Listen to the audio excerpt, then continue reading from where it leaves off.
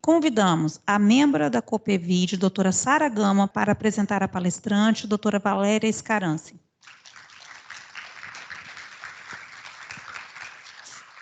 Boa tarde. Me deram a incumbência de falar sobre o currículo da nossa palestrante agora, a doutora Valéria Dias Scaranci Fernandes. Mas eu vou aproveitar, porque eu não podia deixar de pegar o gancho da doutora Luciana, quando ela falou a respeito da COPEVID com essa potência. E é uma potência. Através do nosso trabalho, um trabalho árduo, afinco, diário, ininterrupto, nós estamos conseguindo mudar, inclusive a legislação brasileira. Através do trabalho que tem sido feito por várias equipes que vão se alternando, eu passei a batuta para minha amiga Rúbia, mas nós temos conseguido fazer algumas alterações, a exemplo do único tipo penal inserido na Lei Maria da Penha, o artigo 24A, descumprimento de medidas protetivas, que nasceu numa discussão da COPEVID e cuja palestrante que vocês irão ouvir foi uma das autoras do texto que desencadeou a ação. Conseguimos também, através do nosso trabalho, inserir dentro do Código Penal a lei de perseguição ao stalking, trabalho realizado pela COPEVID. E mais recentemente, trouxemos para o país um trabalho que nós fizemos, está ali a minha parceira Cláudia, que fazia parte da nossa gestão. Trouxemos também a Lei 14.149, com o Formulário Nacional de Avaliação do Risco. Esse é um trabalho que eu reputo de extrema importância, que vai mudar a vida de muitas mulheres. A gente vai ver o resultado disso em breve. Já estamos vendo de alguma forma. Mas não vou me alongar, porque o currículo da moça já é longo o suficiente para eu ter que não fazer vocês perderem muito tempo comigo. Valéria Dias Scaranci Fernandes. Valéria é promotora de justiça especializada em gênero e enfrentamento à violência contra a mulher no estado de São Paulo. Autora dos livros Lei Maria da Penha e Processo Penal no Caminho da Efetividade e Tortura e Prova no Processo Penal, da editora Atlas. Autora de diversos artigos jurídicos com a temática do feminicídio e violência contra a mulher. Valéria foi responsável por trazer para nós uma cartilha extremamente importante chamada Namoro Legal. Ela também ajudou na redação do tipo penal de desobediência, como eu falei para vocês, que foi proposta na época que ela era a nossa coordenadora, né, e que resultou na Lei 13.641 de 2018, que alterou a Lei Maria da Penha. Coordenadora nacional da COPEVID no ano de 2017, foi criadora também do site Maria da Penha para Todas, é especialista, trabalha, né, como especialista em gênero, na violência de gênero no estado de São Paulo, como Ministério Público do Estado de São Paulo, mestra, doutora, professora da PUC. Estamos diante de uma potência, doutora Luciana, e vamos ouvi-la com muita atenção, aprender muita coisa com a Valéria. Valéria, obrigada mais uma vez por ter vindo e vamos te ouvir agora. Passo a palavra para você. Obrigada, Sara, querida do coração. Rúbia, também nossa coordenadora, nossa chefa, obrigada pelo convite.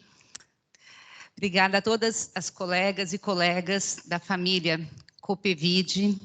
Queria dizer que, mais do que uma potência, a COPEVID é uma família. Eu me lembro que há algum tempo nós falávamos isso, e quem entra para a COPEVID nunca mais esquece, né? Eu me sinto assim, parte da COPEVID, chegam novos integrantes da família, novas integrantes, e essa é a sensação. É uma família unida e é uma família que faz diferença para o nosso país, que tem mudado a história do nosso país. Cada uma e cada um tem contribuído nos seus estados, nos ministérios públicos e também nos seus projetos para salvar muitas vidas de mulheres. Eu tive a honra de também coordenar a COPEVID alguns anos atrás, mas me sucederam várias colegas, cada uma com o seu jeitinho, cada uma com a sua história. Agora estamos com a Rúbia, sempre construindo um novo tempo na COPEVID. Então, muito obrigada por esse convite. É uma honra, assim, estar aqui fazendo a palestra inaugural. Eu optei por falar aqui, perto de vocês. Eu sou professora da PUC, sou promotora professora, e professora gosta de estar assim, né? Andando, falando, gesticulando perto das pessoas. Então, eu me sinto muito melhor falando aqui, próxima das pessoas, próxima de vocês. Então, fiquem à vontade também para comentar, para interferir, para fazer observações. Eu sempre gosto de não expor, mas conversar com a plateia, conversar com o público. O tema que me foi pedido foi os aspectos psicossociais da violência psicológica contra a mulher. E eu gostaria de começar falando de uma história real. Há algum tempo eu voltei para a promotoria de justiça, voltei a trabalhar com vítimas diretamente, e é muito impactante quando você volta a falar com pessoas, tratar pessoas. Violência contra a mulher, para nós promotoras e promotores, é uma das áreas mais difíceis de trabalhar. Que nós não trabalhamos com uma vítima, muitas vezes, que colabora, a vítima não reconhece a violência e o autor do crime é aquele acima de qualquer suspeita. Mas nesses últimos meses, 2 processos me tocaram e esse foi um deles. Eu vou chamar essa vítima, essa mulher, de Cíntia. A Cíntia disse o seguinte: eu pensei muito se eu viria para prestar depoimento, mas eu precisava falar, eu queria falar. Foi em 2017 e nunca ninguém me chamou para falar. Eu queria falar. E a minha história é essa. Vou resumir. Eu conheci o meu parceiro e logo me encantei. Ele tinha 2 filhos pequenos. Ele era viúvo. E os filhos começaram a me chamar de mãe. Então, eu tive uma família. E em meses eu fui morar com ele. No começo, eu percebi que ele era um pouco ciumento. Ele tinha ciúmes porque eu participava de eventos, de desfiles. Mas eu achei normal, achei até legal ele ser ciumento. Ele gostava de mim.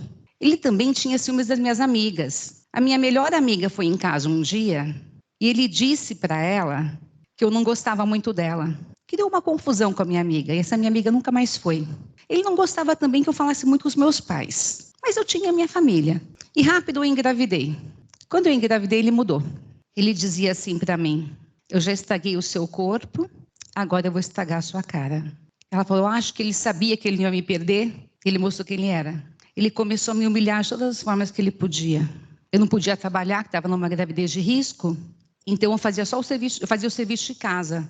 E eu ficava o dia inteiro trabalhando, limpando aquela casa, cozinhando. Ele chegava, passava o dedo nos móveis, falava assim: tem pó, você é uma vagabunda que não serve nem para limpar uma casa. Você não serve para ser mãe dos meus filhos e não serve para ser mãe desse que você está esperando. Ela cozinhava, ele pegava aquela comida e jogava no chão. Aí pegava o cabelo dela, o cabelo, colocava no chão e fazia limpar. E falava para as crianças: menininhos, é só para isso que ela serve. Para nos servir e para limpar. Ela não serve mais para nada. Ela disse: olha, isso foi em 2017. Até hoje, quando eu limpo uma casa, eu fico nervosa se tem um pouquinho de pó. Até hoje eu não consigo cozinhar, porque eu fico pensando que a comida pode não estar boa. Ela conseguiu se separar. Um dia ela falou que ela foi uma médica e a médica percebeu que ela sofria violência, porque isso evoluiu para uma violência física. Só que ele dizia: se você me largar, eu mato as crianças e me mato. E ela não queria que os filhos dela morressem. Um dia ela deixou, ele esqueceu, um paninho com vômito no balde. Aquilo para ele foi o cúmulo. Ele pegou uma faca, bateu nela e falou: você vai ver, isso uma mulher não faz isso. E xingou e agrediu. E o filhinho dele falou assim: não faz isso com a minha mamãe. Só por isso ela conseguiu escapar. Ela diz que até hoje ela não consegue andar sozinha. Depois de tantos anos, ela guarda essas marcas dessa violência. E o que chamou a atenção? A crueldade? Sim. A perversidade? Sim.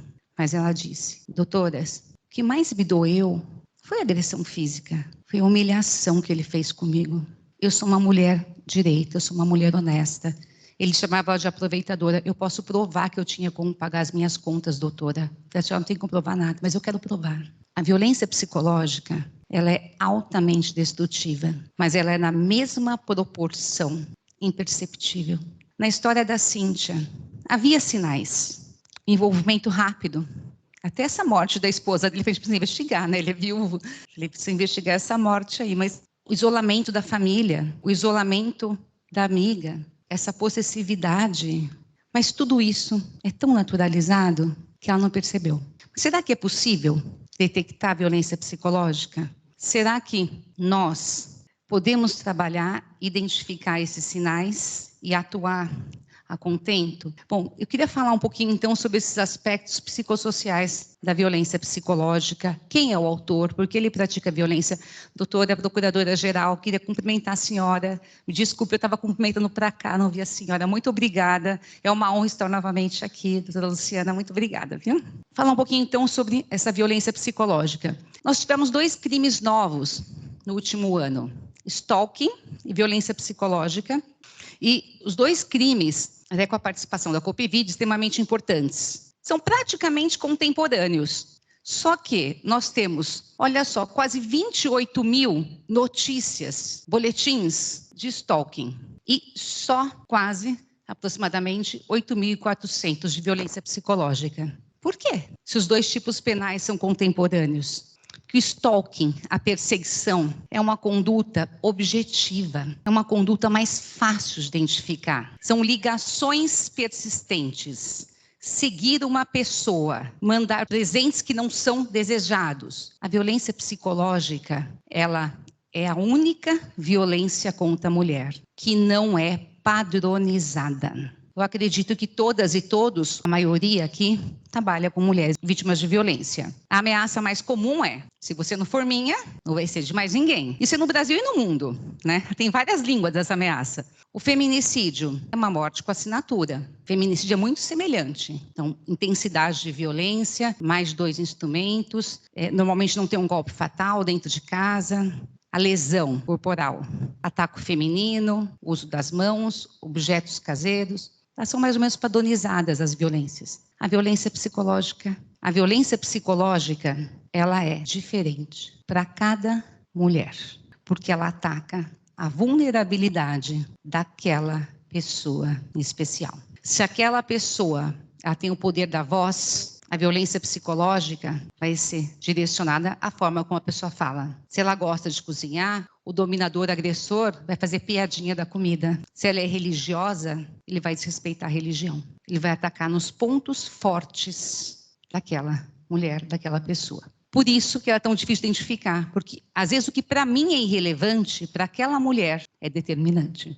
Essa pesquisa é uma das pesquisas mais recentes que nós temos, saiu agora esse mês, que fala sobre violência contra a mulher e as percepções de assédio e stalking, as percepções da sociedade contra a violência contra a mulher. Ela foi publicada pelo Fórum Brasileiro de Segurança Pública, uma parceria com a Uber, tá? E Patrícia Galvão. É agora de setembro. Tem inúmeros dados nesse levantamento. Eu trouxe alguns dados que são importantes porque eles revelam justamente esse perfil psicossocial da violência. Vejam, a amostra ela incluiu homens e mulheres de todas as idades, orientações sexuais, eles incluíram renda familiar, raça, cor, etc., religião. E o primeiro dado interessante é o seguinte: a diferença entre o discurso e a realidade. Como a violência ela é presente na nossa sociedade. Então, homens e mulheres dizem, olha só, que preferem resolver as situações com diálogo, 86%. E 82% que contam até 1.000 para não entrar numa briga. Mas essas mesmas pessoas, olha só,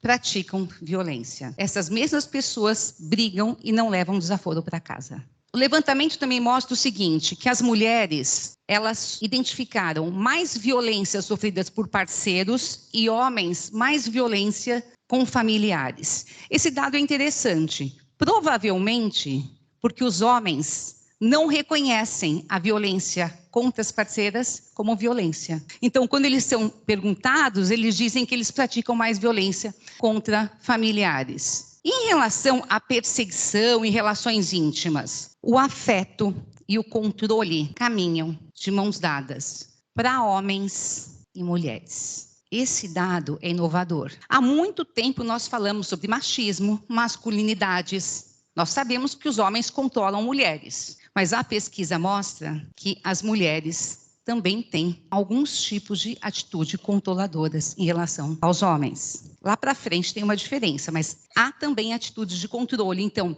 controlar a rotina, proibir de sair com amigos, exigir de bloquear amigos, de visitar determinadas pessoas. Então, quando um parceiro diz para uma moça, olha, você não vai poder visitar a sua amiga, Por que ela não identifica como violência psicológica? Porque outras amigas dela também fazem isso com os namorados. Porque é uma conduta comum na sociedade, em geral, confundir relacionamento e controle. É uma conduta tolerada. As mulheres, apesar disso, elas sabem reconhecer. Aí está a diferença, quando elas praticam atos de controle. Os homens não. Para os homens, o controle é naturalizado. Eles só identificam como controle quando eles proíbem de usar roupas e acessórios. Em que momento esse controle muda? Em que momento há uma diferença nessa percepção de comportamento? Homens e mulheres na nossa sociedade, demonstra a pesquisa, tem alguns tipos de comportamento de posse. Só que quando termina uma relação, os homens, em regra, não precisam de proteção e não correm risco de morte. Esse controle, ele significa para a mulher perigo. Quando um homem vive uma situação de controle, o homem é ensinado a se libertar do que o desagrada. Não ensina o menino a reagir? Então, reaja a uma situação, enfrente uma situação.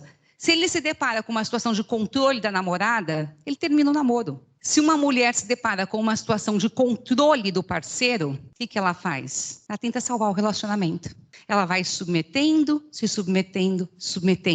e se coloca numa situação de risco. Só que o fato de existir controle por parte de outras mulheres dificulta para nós identificar aquilo como sinal de perigo. Falando um pouquinho, então, do que existe em termos de legislação e desses sinais. Eu sempre gosto de fazer referência às leis, que as leis do nosso país foram grandes conquistas. Nada surgiu do acaso. Então, a nossa Constituição Federal fala que homens e mulheres são iguais perante a lei. Essa conquista foi importantíssima. Como diz uma colega, nós tivemos que desenhar, escrever na Constituição que homens e mulheres são iguais, porque até então, homens e mulheres não eram considerados iguais nem perante a lei. Nós tivemos a Lei Maria da Penha, a Lei do Feminicídio, a Convenção da ONU, Convenção CEDAW, Belém do Pará, e vários tipos penais, então, que foram suprindo faltas legislativas. Aquela pesquisa que eu fiz referência, ela traz um dado interessante, que a sociedade reconhece o impacto positivo da Lei Maria da Penha, principalmente em relação à mudança de olhar, de condutas na nossa sociedade. Bom, eu queria falar um pouquinho, vou passar essa parte aqui, das mulheres que sofrem violência e por que as mulheres sofrem violência.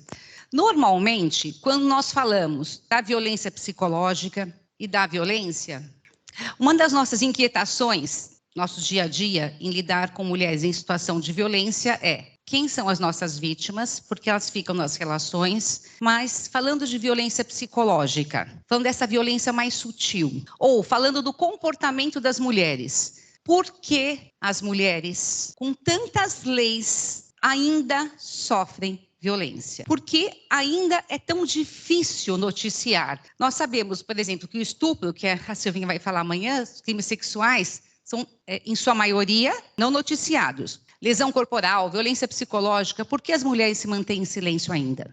Por que elas se retratam ainda? Por que só 50% dos casos são noticiados ou reportados por alguém? Esses dois dados levantados pela pesquisa Visível e Invisível são fundamentais e traz uma reflexão um pouquinho diferente do que nós estamos acostumadas a falar. Normalmente nós mencionamos o ciclo da violência como uma justificativa para que a mulher não reporte a violência. Mas olha só, as mulheres, os principais fatores para que as mulheres se mantenham em silêncio, não noticiem, são porque elas resolveram sozinhas ou porque elas acharam que não era tão importante. Elas resolveram sozinhas ou porque elas acharam que não era tão relevante, tão importante. Essa imagem sintetiza, eu sempre uso essa imagem, a síndrome do desamparo aprendido. A repetição da violência faz com que a mulher não consiga mais se libertar daquela situação de violência, não consiga mais enxergar a violência. Quando se diz que aquela mulher não achou importante noticiar, vejam a força disso. Ela não achou que o que ela sofria era importante. Ela não identificou o perigo. Ela não achou que o que ela sofria era violência de verdade. E quando nós falamos de uma violência psicológica, de comportamentos, então, que são praticados pela sociedade em geral, que são normalizados, é muito mais difícil. Segundo fundamento pelo qual as mulheres ficam em silêncio. E para mim, hoje, esse é o mito mais danoso para as mulheres. Elas resolveram sozinhas.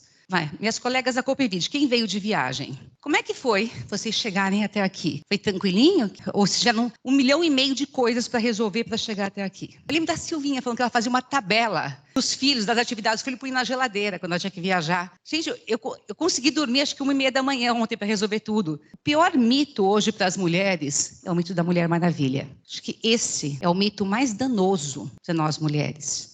A mulher dá conta de tudo. A mulher ganhou o mercado de trabalho, mas ela dá conta de tudo. Olha como ela é poderosa. Ela resolve trabalho, filhos, situações. Ela resolve sozinha. E ela fica tentando resolver sozinha a situação de violência. E existem vários estudos que mostram de que forma ela fica tentando resolver sozinha a situação de violência. É certo que não há uma característica específica das mulheres que sofrem violência. Mas os abusadores, eles, em regra, escolhem mulheres com algumas características. Qualquer mulher pode ser vítima de violência, tá? Violência democrática. Mas abusadores têm preferência por determinados perfis, que são perfis de mulheres, elas vão detectar a violência com mais tempo. São mulheres que demoram mais a reagir ou não reagem. Qual é esse perfil? Olhem que interessante, é justamente o contrário do que a gente pensa. Mulheres excessivamente responsáveis, mulheres maravilha. Mulheres que trabalham muito, que resolvem tudo, que tomam a frente de tudo. Porque essas mulheres se sentem culpadas facilmente quando deu conta de algo. Então, rapidamente, um agressor, um dominador, inverte a culpa. Ele diz, olha, você largou o seu filho, você está indo para a reunião da Copevide, e a criança pequena, como é que fica? Está chorando, está querendo você. Pessoas excessivamente responsáveis são pessoas que se culpam muito. Mulheres, olhem só, altamente empáticas. Porque os agressores usam o seu histórico pessoal para comover as mulheres. A minha infância é tão triste, você não sabe o que eu passei. Outro dia eu atendi uma mulher que está sofrendo uma violência severíssima, e, assim, horrível, e ela disse, mas ele foi abusado na infância. Falei, isso dá direito? Isso é um alvará para que ele faça tudo isso com você? Ela falou, doutora, mas ele foi abusado. Eu quero ajudar, eu tenho dó dele. Ele pegou esse fato e explorava o tempo todo para que ela tivesse dó dele para dominá-la. Como diz uma psiquiatra que eu conheço, fala, todo mundo tem uma história triste para contar, mas a minha história triste não me dá o direito de praticar violência. Só que quando a pessoa é empática, ela quer ajudar, ela quer acolher, ela quer salvar, ela se apega e ela se envolve com aquela história do outro. Ela é captada daquele sentimento. Mulheres que evitam conflitos. Se ele percebe que a mulher não enfrenta, é essa que ele vai querer. Porque se a mulher evita conflitos, ela é mais fácil de dominar. Porque ele vai perceber que ele pode se impondo, que ela não vai brigar, que ela vai evitar as brigas. E essas mulheres, elas se tornam codependentes. Codependente significa o seguinte, não é que ela é dependente emocionalmente dele, economicamente dele. Significa que a vida dela passa a ser comandada por ele. Ela faz as coisas em razão do comportamento dele. Ela faz ou deixa de fazer em razão da aprovação ou da reprovação dele.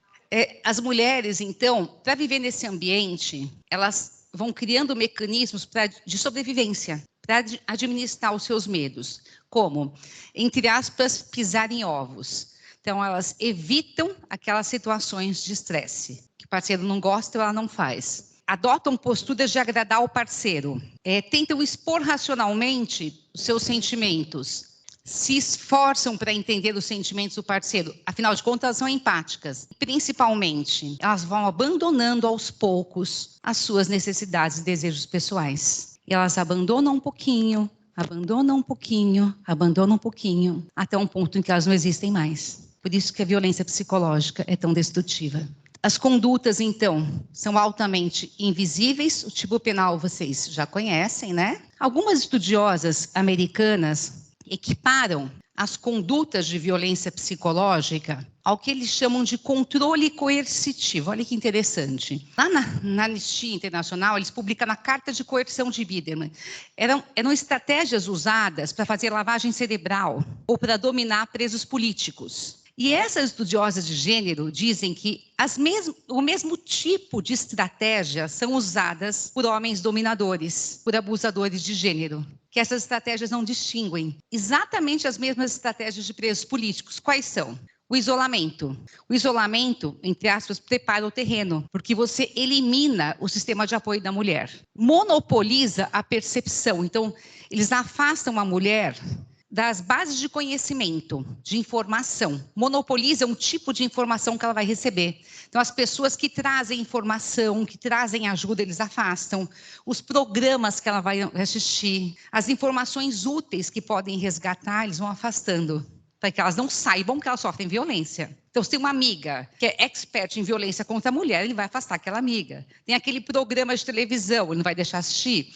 Se passa a campanha da Copevide, ele vai desligar a televisão, para que ela não tenha informação. Fraqueza induzida é o esgotamento físico. Ele vai levar aquela pessoa à exaustão, igual a Cíntia, aquele caso. Vai fazer ela trabalhar.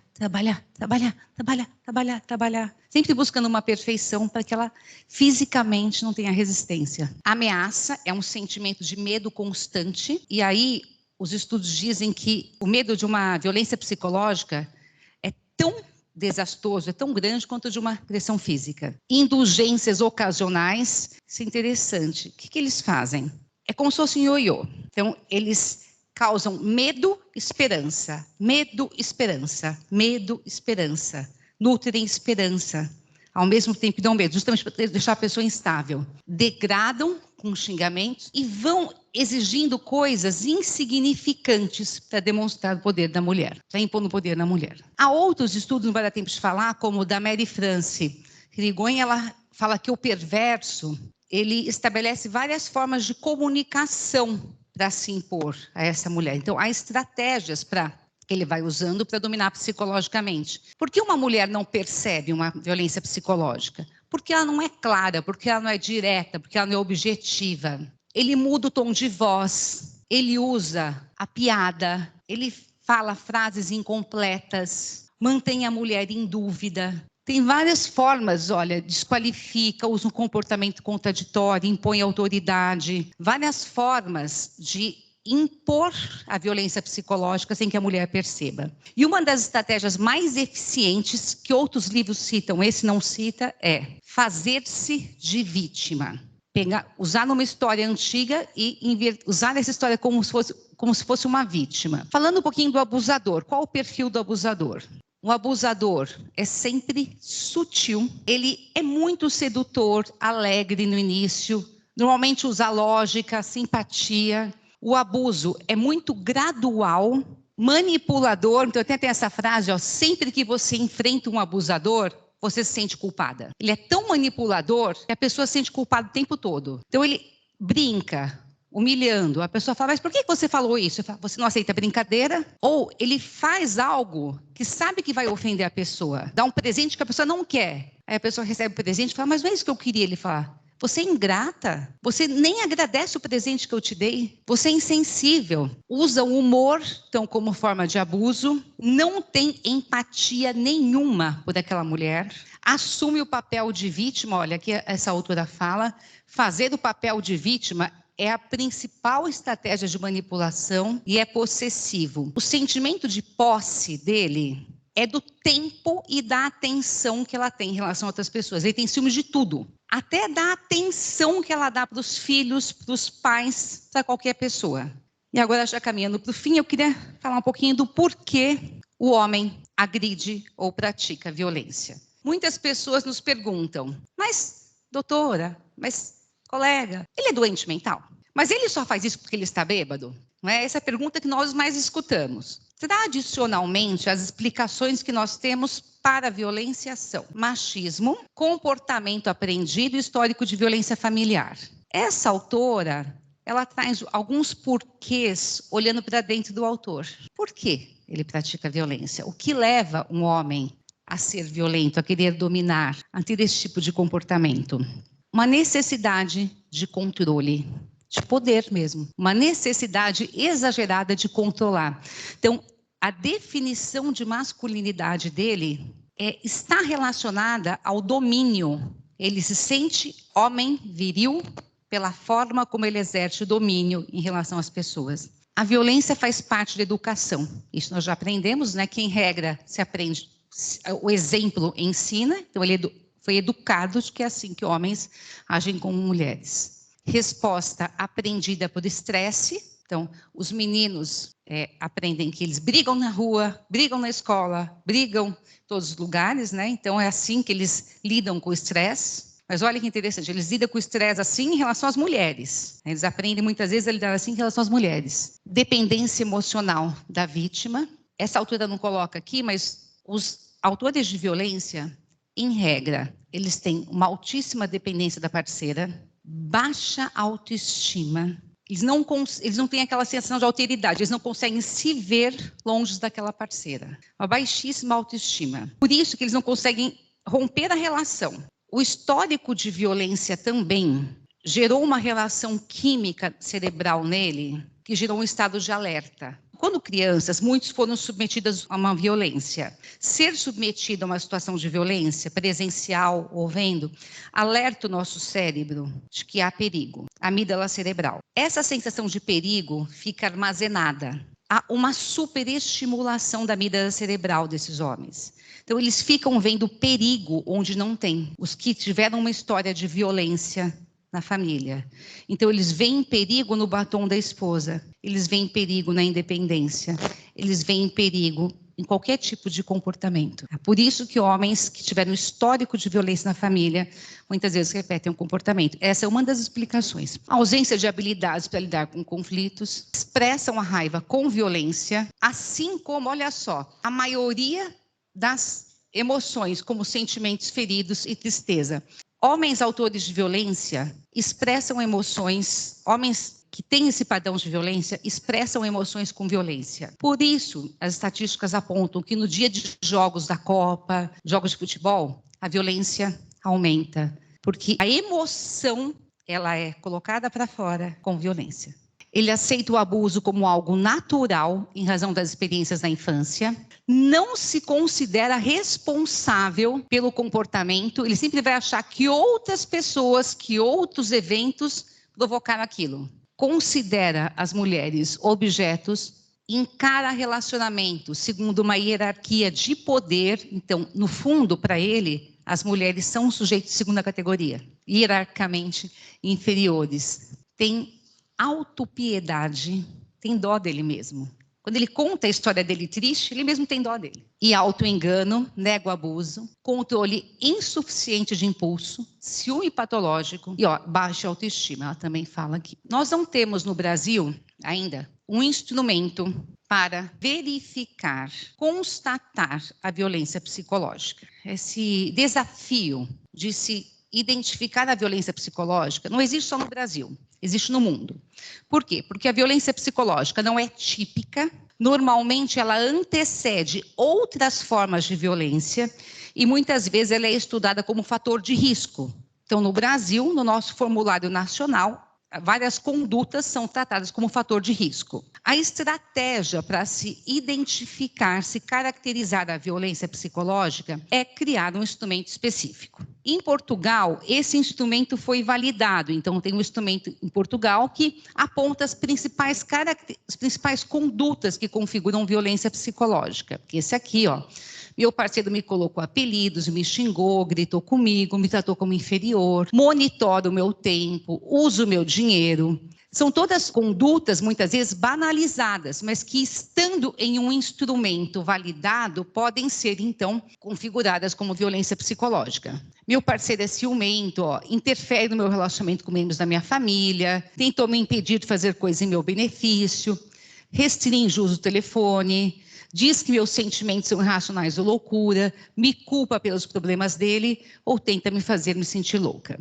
Nós temos aqui no Brasil um instrumento validado na Paraíba, mas esse instrumento ele foi criado antes do tipo penal de violência psicológica, Então, não contempla todas as figuras, como ameaça, constrangimento, isolamento, mas já é um ponto de partida, tá? E aqui, só para encerrar, já para fazer um esquenta para a próxima palestrante, né? É importante a gente sempre lembrar que a violência psicológica, ela tem um poder enorme de submissão e de destruição de uma pessoa. Tem uma imagem que eu sempre uso, uma representação, as minhas colegas já ouviram falar, mas eu vou repetir, de uma psiquiatra, que ela fala o seguinte, que a violência psicológica é como se fosse uma infiltração numa casa. Nós somos uma casa. Quando essa casa está inteira, nós abrimos e fechamos a porta. Nós escolhemos quem entra e quem sai. Nós conseguimos impor limites. Mas a violência psicológica é como se fosse uma infiltração. Chega um momento em que essa infiltração destrói a resistência e destrói essa casa. Ela é invisível, mas ela é capaz de derrubar até um edifício. É impossível alguém passar por violência psicológica e não sofrer consequências, não sofrer sequelas. É uma questão de identificar. Às vezes, o corpo fala antes que a mente possa apreender. Então, são aquelas pessoas que dizem, não aconteceu nada comigo, mas vivem doentes. Os sintomas aparecem.